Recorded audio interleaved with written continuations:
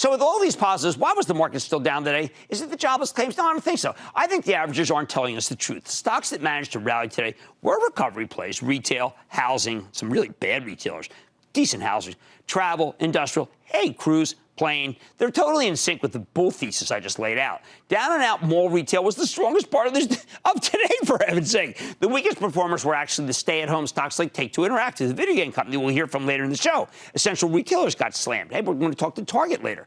In short, there's nothing in today's action that suggests Wall Street is worried about the economy. It's anything the opposite. They're just trying to figure out where stocks should be priced. So why did the averages go down? Simple. The stocks that got hit are the international techs, the companies that thrive on global commerce. They do a lot of business in China, and President Trump's once again ratcheting up tensions with the Chinese, this time attacking his formerly great friend, President Xi. The personal nature of his tweet attacks feels like an escalation. When the White House gets ad hominem, that means companies that do lots of business with China need to get ready for a world of hurt. Wall Street doesn't like ad hominem. And that's why the big international tech stocks let us lower today. Had nothing to do with the horrific labor market here in the U.S. Wall Street is still very much divorced from Main Street. They're not getting together anytime soon. It's kind of like, they've already moved into separate houses. They filed the papers. They got maybe a lot of information there.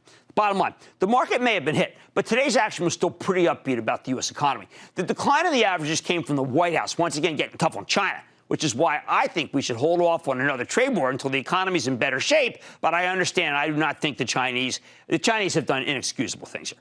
As for the pain on Maine, it's left mainly on the plane, not on Wall Street. Got it? I think you've got it. Devin in Texas. Devin. Hey, Jim. Thank you for taking my call and everything you do for us listeners. I have a quick shout out to my buddy Oscar in Tennessee who's watching this. My question is about a company that I have held for some time now, Baidu. After their recent earnings beat and just recently heard that they're delisting from the NASDAQ, I was wondering if this is a stock to hold for the long term. Look, I went over the quarter. The quarter was a great quarter.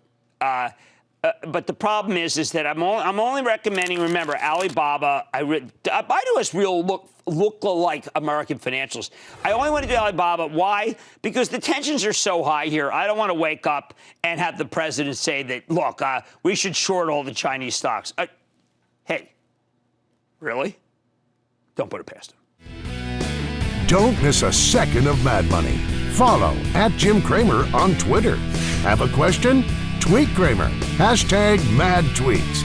Send Jim an email to madmoney@cnbc.com or give us a call at 1-800-743-CNBC.